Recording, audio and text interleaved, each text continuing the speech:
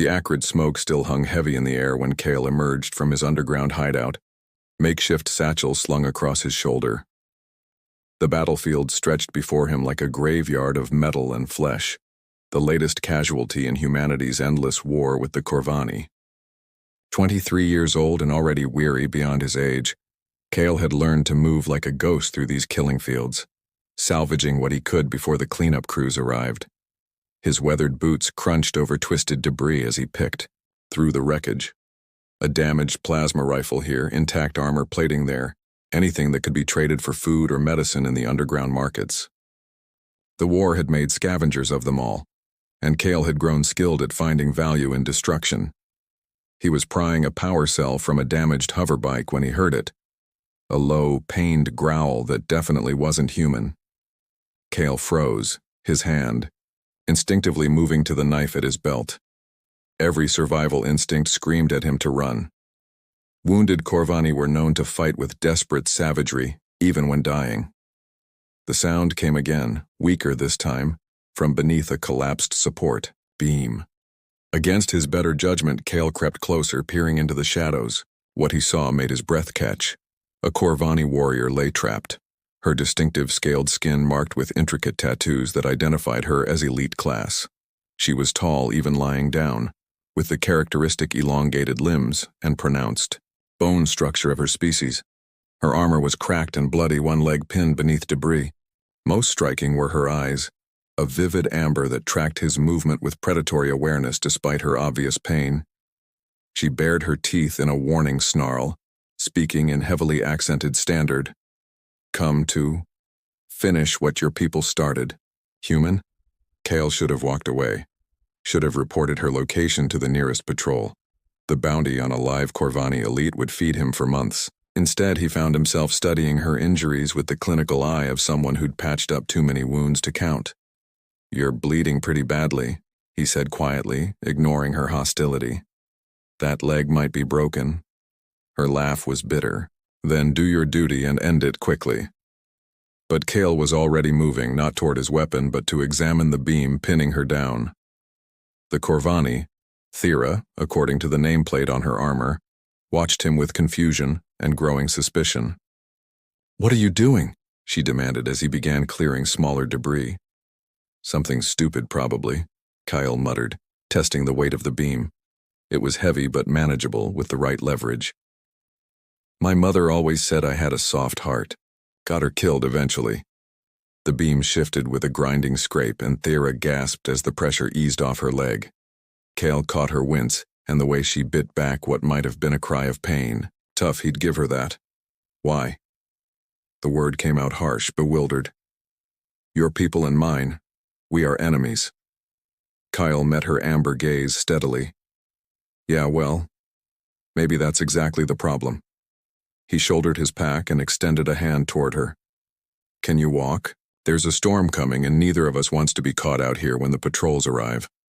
For a long moment, Thera simply stared at his outstretched hand, as if it were an alien artifact she couldn't quite comprehend. The wind was picking up, carrying the metallic taste of approaching rain and the distant hum of search drones. Time was running out. I don't understand, she said finally. Her voice quieter now, less threatening. You could claim a fortune for my capture. Why would you? Because, Cale interrupted, hand still extended. No one deserves to die alone in the mud. Not even a Corvani warrior. Something flickered across her amber eyes. Surprise, perhaps, or recognition of a truth she hadn't expected, to find in an enemy. Slowly, painfully, she reached up and grasped his hand. Her scaled skin was warm against his palm, her grip surprisingly strong despite her injuries. I am Thera Velthar, she said formally as he helped her to her feet. And I do not understand you, human. Cale, he replied, steadying her as she tested her weight on the injured leg. And you don't have to understand. You just have to trust me long enough to get somewhere safe. Thunder rumbled overhead as the first fat raindrops began to fall, washing the smoke and dust from the air. Thera leaned heavily against him, her pride warring with necessity, while Cale tried not to think about what he was risking by helping the enemy. In the distance, the sound of approaching vehicles grew, louder. Kale's hidden shelter lay 3 levels beneath the ruins of what had once been a shopping complex. The narrow tunnels and reinforced chambers had served him well through 2 years of war, invisible to aerial scans and forgotten by the military forces that swept through the area monthly. But bringing a Corvani warrior here felt like inviting a predator into his den. Thyra moved stiffly beside him, one arm draped across his shoulders for support. Her weight was considerable. Corvani were naturally larger than humans, but Kale managed to guide her through the concealed entrance and down the makeshift stairs he'd welded from salvaged metal. Emergency lighting cast stark shadows on the walls, making her amber eyes glow like twin flames in the darkness. Impressive, she admitted grudgingly as they reached his main living space. The chamber was larger than the tunnel suggested, carved from what had been a storage basement and reinforced with scavenged materials. Shelves lined the walls, filled with carefully organized supplies, tools, and the small treasures that made survival bearable. Books, a working music player, photographs of a life before the war. Coyle helped her settle onto his narrow cot, the only real furniture in the space besides a work table and a single chair. Thyra's breathing was labored, and her scaled skin had taken on a grayish pallor that suggested serious blood loss. He'd treated enough wounds to recognize the signs of someone fighting to stay conscious. "I need to examine your injuries properly," he said, already moving toward his medical supplies. "Your armor will have to come off." The temperature in the room seemed to drop 10 degrees. Thyra's hand moved instinctively to the ceremonial blade at her hip, her warrior instincts overriding rational thought. "You will not touch me, human." Kale paused, holding a first aid kit, and turned to face her fully. "Look, I get it. Trust isn't exactly something our people are known for sharing, but you're bleeding through your armor, and unless you want to die in my bed, which would be really inconvenient for both of us, you need medical attention."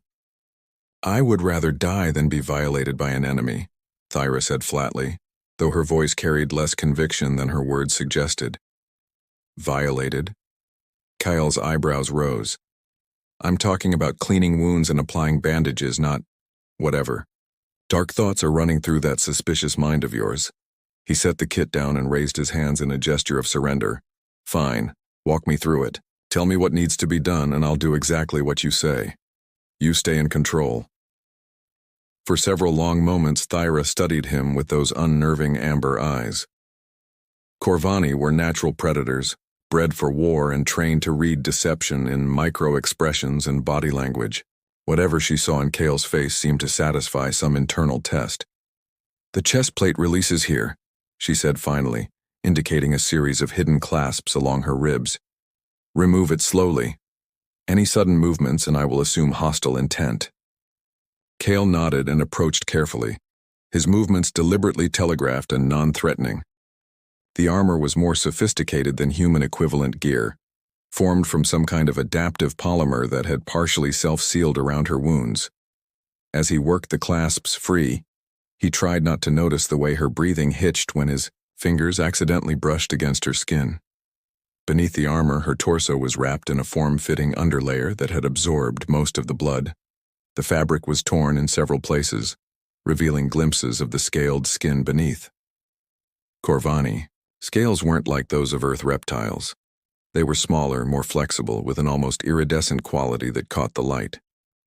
"You're going to need stitches," Kale observed, examining a particularly nasty gash along her ribs. "And this one on your shoulder looks infected." "Then do what must be done," Thyra said through gritted teeth. "But know that if you attempt anything beyond medical necessity, I will kill you regardless of the debt I may owe." "Noted." Kale began cleaning the wounds with practiced efficiency. "So what's a Corvani elite doing this far behind enemy lines anyway? This sector was supposed to be cleared weeks ago." "Information gathering," she replied curtly, then seemed to reconsider. "My squad was abandoned, left to cover a retreat that never came." There was pain in those words that had nothing to do with her physical injuries. Kale recognized it, the bitter ache of betrayal by those who were supposed to protect you. He'd felt it himself when his own unit had been sacrificed to buy time for a strategic withdrawal that turned out to be a rout. "Your people left you behind?" he asked gently, threading a needle. Politics, Thyra spat. I supported the wrong faction in a leadership dispute. This mission was my punishment. She hissed as he began the first stitch. What of you? Why does a human scavenger possess medical training? Field medic, 7th Reconnaissance, Kyle replied, focusing on his work. Until my CO decided I was more valuable as cannon fodder than a healer. Turns out questioning orders is bad for career advancement. You were a soldier. For about 6 months. Long enough to learn that armies don't really care about individual soldiers, human or Corvani. He tied off the first set of stitches and moved to the shoulder wound. We're all just pieces on someone else's game board. Thyra was quiet for a long moment, processing this information. When she spoke again, her voice carried a note of grudging respect. You fight well for someone who claims to hate violence. I fight when I have to. That doesn't mean I have to like it. Kyle finished with her shoulder and reached for antibiotic ointment. Your people have a saying, don't they? Something about honor in battle? Honor lies not in the killing, but in the choice to preserve what matters, Thyra quoted. My grandmother used to say that. Before the war changed everything. Smart woman. She was executed for speaking against the military expansion, labeled a traitor and made an example. There was raw pain in Thyra's voice now, the kind that came from old wounds that never quite healed. I was supposed to forget her teachings, embrace the warrior path completely. But some things stay with you. Kale secured the last bandage and sat back on his heels. There. You'll live, assuming you don't do anything stupid like picking fights with humans twice your size. Despite herself, Thyra's mouth quirked upward in what might have been almost a smile. Humans are not typically larger than Corvani. Yeah, well, I'm special that way. They fell into comfortable silence, the tension in the room easing slightly. Thyra tested the range of motion in her shoulder, wincing but nodding approval at his work. For the first time since he'd found her, she looked at him without the predatory calculation of a warrior assessing a threat. This debt I owe you, she said finally. It complicates things. No debt, Kale replied, cleaning up his supplies. Just one person helping another. You do not understand. Among my people, life debts are sacred. I cannot simply. Then don't. Kale met her gaze directly. Stay until you're healed. Help me understand your people better. Maybe between the two of us, we can figure out why this war started and how it might end. Thyra stared at him as if he'd just suggested they sprout wings and fly to the nearest star. You speak of impossibilities. Maybe, or maybe we just haven't been thinking big enough. Kale stood and moved toward his small cooking area. You hungry? I've got protein bars and some actual vegetables I traded for last week. Thyra seemed genuinely at a loss. Yes, I am hungry. As Kyle began preparing a simple meal, he could feel her watching him with those intense amber eyes. The warrior who had threatened to kill him an hour ago was now accepting his hospitality, eating his food, trusting him not to poison her. It was a small step, but it felt like the beginning of something larger. Outside, the storm continued to rage, but inside the hidden shelter, two enemies were slowly learning to see each other as something more than targets in a war neither of them had chosen.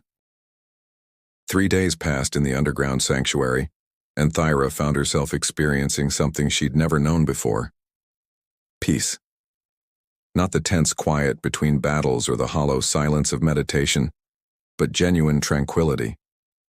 It unnerved her, more than any enemy weapon ever had. Kale moved through his daily routines with practiced efficiency, checking his salvage equipment, monitoring radio frequencies for patrol movements, preparing simple but surprisingly flavorful meals from his carefully hoarded supplies. He'd given her space to heal while maintaining a respectful distance, never pushing for conversation but always available when she chose to speak. Your shoulder's healing well, he observed on the 3rd morning, checking her bandages with gentle, professional touches that sent unexpected warmth through her scaled skin. The infection's completely gone. Thyra nodded, hyper-aware of his proximity. Corvani were not typically social creatures outside of military units, and physical contact was reserved for combat, mating, or medical necessity. Yet she found herself anticipating these brief moments when Kale's hands moved across her skin, his touch careful and respectful, but impossibly tender.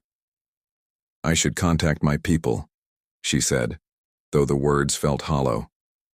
"Arrange extraction." Kale's hands stilled for just a moment before continuing their work.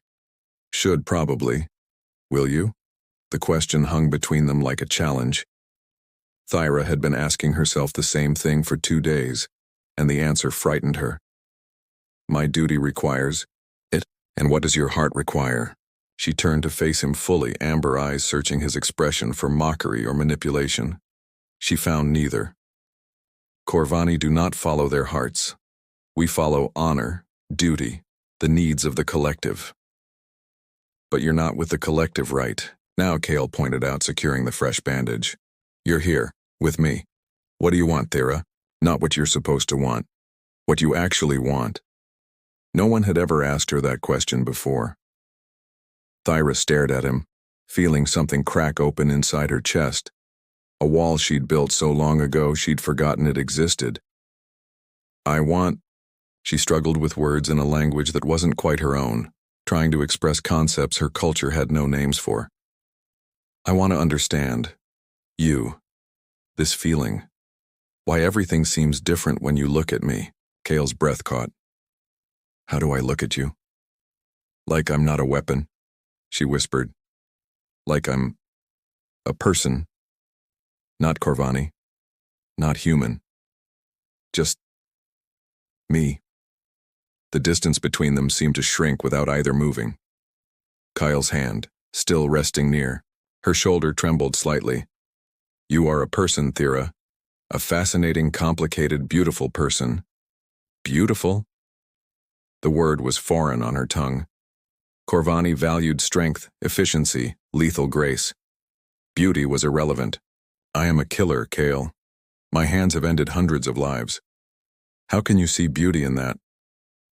"Because I see what you choose to do when you're not being a soldier," he replied softly. "The way you saved that water instead of drinking it all at once in case I needed it. How you've been cleaning and organizing my medical supplies without being asked. The careful way you handle my books, like they're precious." Thyra's gaze dropped to her hands, scaled, taloned, designed for violence. But in the past 3 days, those same hands had been gentle, helpful, almost protective of Kale's belongings. "This is not who I was trained to be. Maybe it's who you were meant to be. Before the war, before all of this." Kale's fingers found hers, intertwining carefully. The contrast was stark. His skin pale and smooth, hers scaled and marked with battle scars, but somehow they fit together perfectly. "In my culture," Thyra said slowly, "warriors are not permitted. Attachments. Emotions weaken judgment. Compromise mission effectiveness. What about happiness? Doesn't that strengthen someone?" She looked up at him with wonder, as if he'd suggested something revolutionary. "Happiness is not a consideration." God, Thyra. Kale's free hand came up to cup her cheek, thumb tracing the delicate scales along her jawline. "What did they do to you, to all of you?" The gentleness in his touch undid her completely. A sound escaped her throat, not quite a sob, not quite a sigh, as she leaned into his caress. "They made us perfect weapons. Efficient. Deadly. Empty." "You're not empty." Kyle's voice was fierce with conviction. "You're full of thoughts and feelings and questions. You have opinions about food and books and the way rain sounds on metal. You mourn your grandmother. You question authority. You chose to spare my life when you could have killed me. I don't understand what's happening. To me," Thyra confessed, her voice breaking slightly. "These feelings, they're overwhelming. I look at you and I want things I don't have words for." "What kind of things?" "To touch you. Not for combat, not for medical purposes, but just to feel your skin. To understand how something so soft can contain such strength." Her amber eyes, met his vulnerable and fierce simultaneously. To taste your mouth, to make those sounds you make when you're concentrating, to fall asleep beside you and not worry about keeping watch. Kale's breath hitched. Thyra. I know it's impossible, she continued, desperation creeping into her voice. We're enemies, different species. I'll have to leave soon, and you'll go back to salvaging, and this will just be... He silenced her with a kiss, soft and tentative, and everything she hadn't known she was craving. Thyra froze for a heartbeat, then melted into him with a hunger that surprised them both, her scaled hands fisted in his shirt, pulling him closer as she learned the taste and texture of his mouth. When they finally broke apart, both were breathing hard. Kale rested his forehead against hers, amber eyes staring into dark brown with an intensity that made her feel exposed and cherished simultaneously. Don't, he whispered. Don't talk about leaving. Not yet. Kale, I know all the reasons this is impossible, he interrupted. I know what the world expects from us, but right here, right now, none of that matters. The only thing that matters is this. He gestured between them, at the space that seemed to hum with electricity. What we feel for each other. Thyra searched his face, seeing her own desperate hope reflected there. And what do we feel for each other? I don't know what to call it, Kale admitted. But it's the first good thing that's happened to me since this war started. You're the first person who's made me remember what it feels like to be alive instead of just surviving. You make me feel human, Thyra whispered, then laughed at the irony. Is that strange? You make me feel like the person I might have been if I'd been born in a different time, a different place.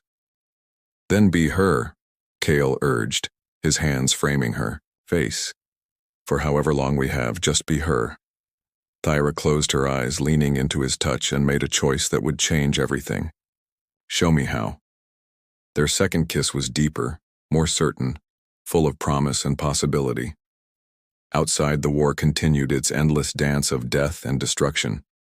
But in their hidden sanctuary, two souls from opposite sides of an impossible divide discovered that some things were worth fighting for, and some things were worth the risk of losing everything.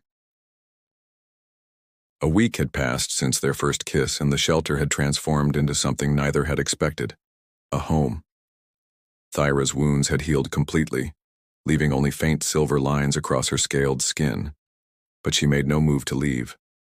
Instead, she and Kale had fallen into a rhythm of domestic intimacy that felt both natural and revolutionary.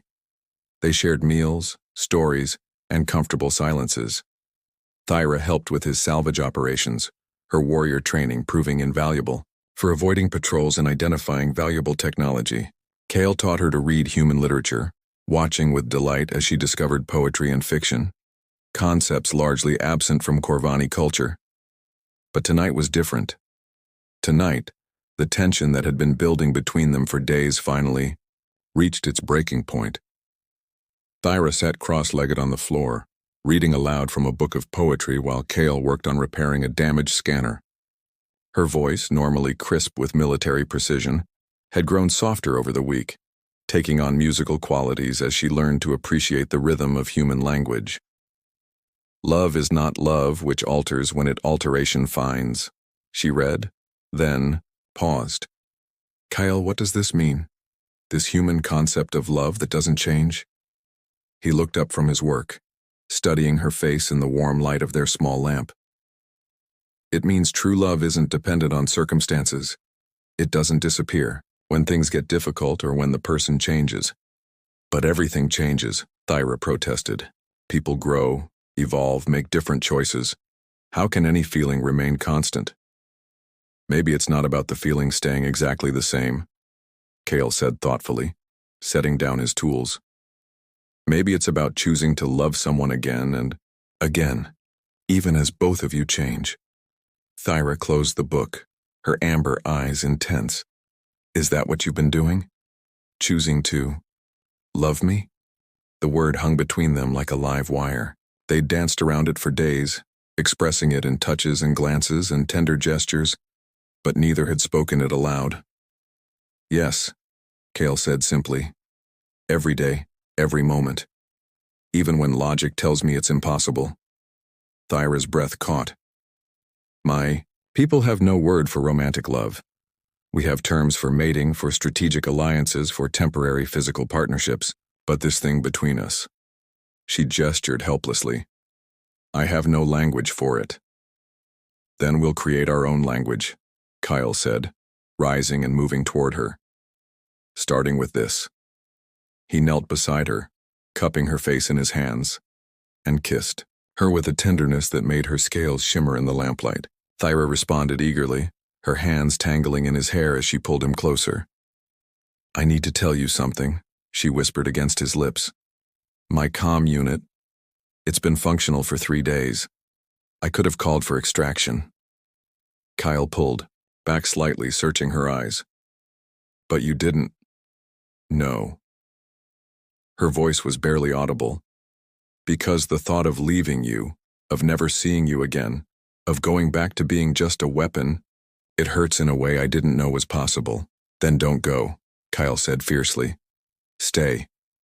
Build something new with me. It's not that simple.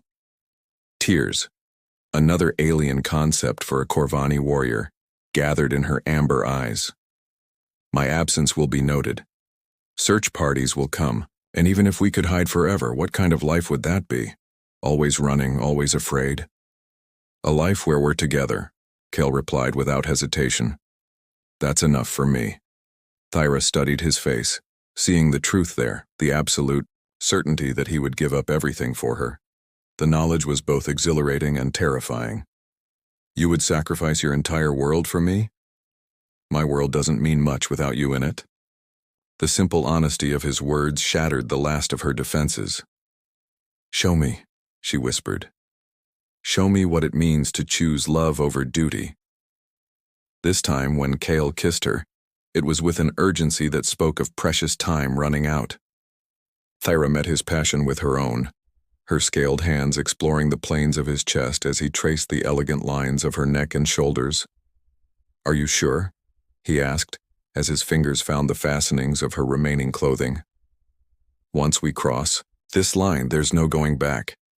I crossed that line the moment I decided to trust you, Thyra replied, her voice husky with desire. The moment I chose to stay, the moment I realized I love you too. The words seemed to ignite something primal, in both of them. Clothes disappeared with desperate efficiency, and suddenly they were skin to skin, human softness against Corvani scales, learning each other's bodies with reverent touches and hungry kisses. Thyra marveled at the contrast between them, his pale skin so different from her iridescent scales, his human warmth against her naturally cooler temperature. But where she'd expected awkwardness or incompatibility, she found perfect harmony. Every touch sent electricity through her nervous system. Every caress awakened nerve endings she hadn't known existed. You're beautiful, Kale whispered, his lips tracing the delicate scales along her collarbone. So incredibly beautiful. I am a weapon of war, Thyra protested softly, even as she arched into his touch. You're a miracle, he corrected, his hands mapping the curves and angles of her body with worshipful attention. Your art and poetry and music all wrapped up in one impossible, wonderful person. Their lovemaking was tender and fierce simultaneously, a claiming and a surrender that left both of them forever changed. Thyra discovered sensations she'd never imagined possible, while Kale found a connection deeper than anything he'd ever experienced. They moved together with increasing urgency, two souls desperate to merge completely while they still could. Afterward, they lay entwined on Kale's narrow cot, her head on his chest as his fingers traced lazy patterns across her scaled shoulders. The shelter felt smaller somehow, more intimate, as if their joining had transformed it into something sacred. What happens now? Thyra asked softly, listening to the steady rhythm of his heartbeat. I don't know, Kyle admitted. But whatever comes, we face it together. Together, she repeated, tasting the word like a prayer. I like the sound of that. They held each other close as the hours passed, neither willing to sleep and lose even a moment of their stolen time. But as dawn approached, reality began to intrude. The faint sound of aircraft engines echoed from above, growing closer with each pass. "They're searching more aggressively," Thyra observed, her warrior instincts returning despite her desire to stay lost in their bubble of intimacy. "Search parties?" Kyle asked, though he already knew the answer. "For me," Thyra sat up, her expression growing troubled. "It won't be long before they find this place. When they do." She didn't finish the sentence, but they both knew what would happen. Kyle would be killed as an enemy combatant, and she would be court-martialed for desertion and consorting with the enemy. "Then we run," Kale said simply. "Find somewhere they can't follow." "There is nowhere they cannot follow," Thyra replied, but her voice carried less certainty than her words. Unless. What? She turned to face him fully, amber eyes blazing with sudden determination. "Unless we change the game entirely. Stop running from our people and start running toward something better."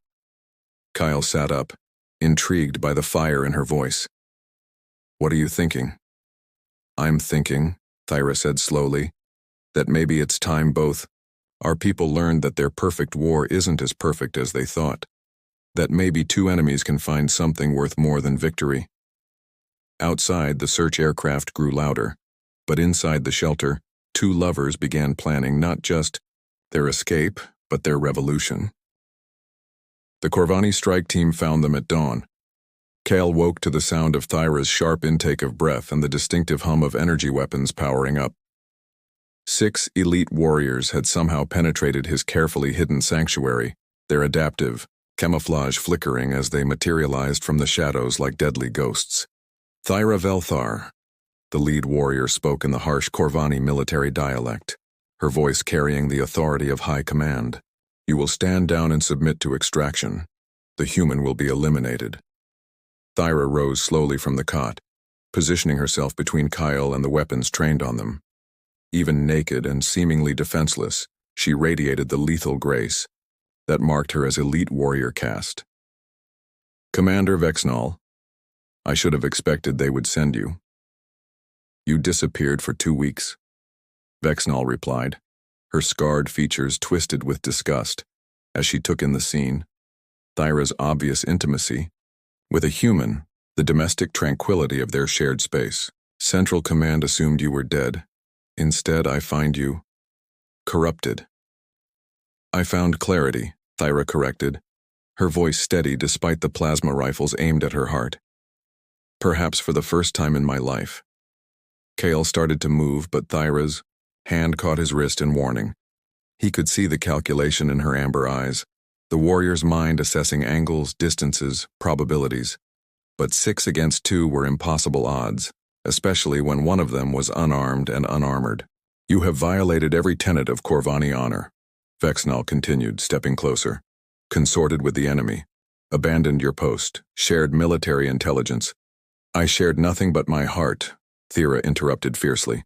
"Something you would know nothing about." The commander's scaled features hardened. "Hearts are weaknesses. You were bred to be above such human frailties." "No," Thyra said, and there was something in her voice that made the other warriors shift uncertainly. "I was bred to be a weapon, but I choose to be a person. There's a difference you'll never understand." "Enough." Vexnall raised her sidearm, targeting Kale. "The human dies. You return for judgment. This ends now." "Wait." Thyra's voice cracked like a whip, carrying the command authority she'd earned through years of battlefield leadership. To Kale's amazement, the warriors actually hesitated. "You want to end this? Fine. But not here. Not like this. You are hardly in a position to make demands." "I challenge you," Thyra announced formally, her voice carrying across the chamber with ritual solemnity. "Single combat, as is my right under the old codes. A collective intake of breath from the strike team. Even in their militaristic society, the ancient rites were still honored." Vexnall's eyes narrowed with something that might have been respect or annoyance. "You would invoke the blood codes? For a human?" "For the right to choose my own path," Thyra replied. If you win, I return willingly and accept whatever punishment awaits. If I win, you let us both go free. And if you lose? Thyra's gaze found Kale's, conveying a message of love and apology in a single look. Then at least I die as myself, not as someone else's weapon. Vexnal considered for a long moment, then holstered her weapon. Very well, but when I kill you, the human dies anyway. Some contaminations cannot be allowed to spread. Then you'd better make sure you win, Thyra replied with a fierce smile. The warriors cleared a space in the center of the chamber, while Thyra armed herself with her ceremonial blade, the only weapon she had left. Vexnal drew her own combat knife, its edge gleaming with molecular sharpness. Thyra, Kyle whispered as she prepared to face her former commander.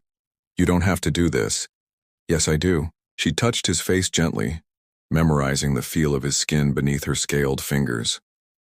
This is what choosing love looks like sometimes. This is how we change the world. One impossible choice at a time. The fight was brutal and brief. Both warriors were perfectly matched in training and skill, their blades meeting in showers of sparks as they danced the deadly ballet of Corvani combat. But Thyra fought with something Vexnal lacked, purpose beyond duty, love beyond honor. The end came when Vexnal overextended on a killing thrust, leaving herself open for just an instant. Thyra's blade found the gap in her commander's armor, sliding between scales with surgical precision.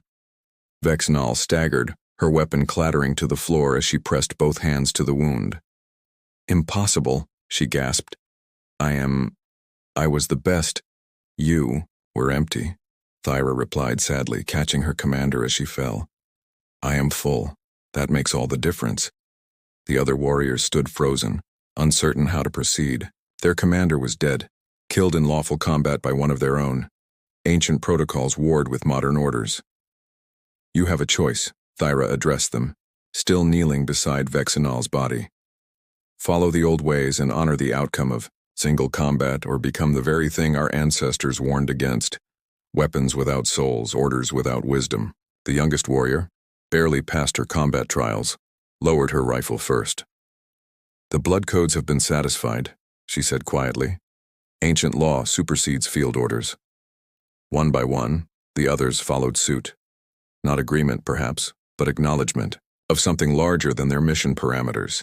This changes nothing, the squad's second-in-command growled. Others will come. The war continues. The war continues, Thyra agreed, rising to face them. But it doesn't have to. What if there was another way? What if instead of endless killing, we found a path to something better? You speak of fantasies. I speak of hope. Thyra moved to stand beside Kale, taking his hand in full view of her people.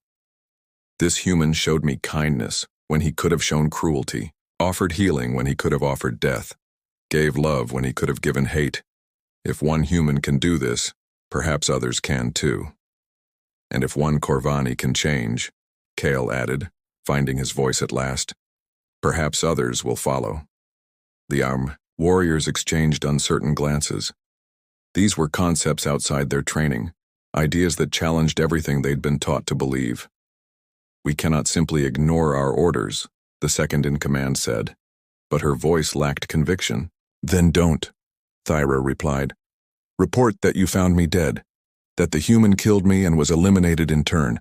Let both our people believe their enemies are gone. And what will you actually do?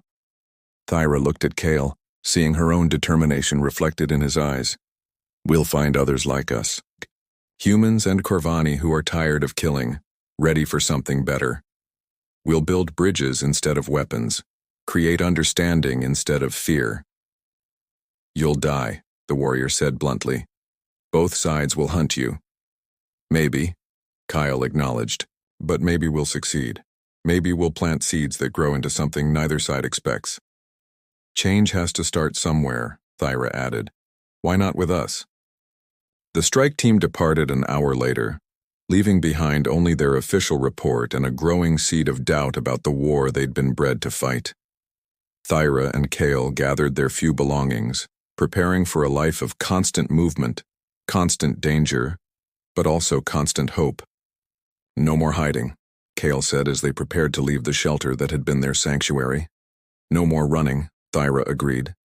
Time to stand and build something new. They emerged into the dawn light hand in hand, two souls from opposite sides of an impossible war, carrying between them the fragile but unbreakable hope that love might someday prove stronger than hate. Behind them, carved into the wall of their abandoned shelter, Thyra had left a message in both languages, a promise and a prayer for any who might follow. Here enemies became lovers. Here love conquered fear. Here the future began. The war continued, but somewhere in its shadows, two hearts beat as one, and the first whisper of peace began to spread. The end.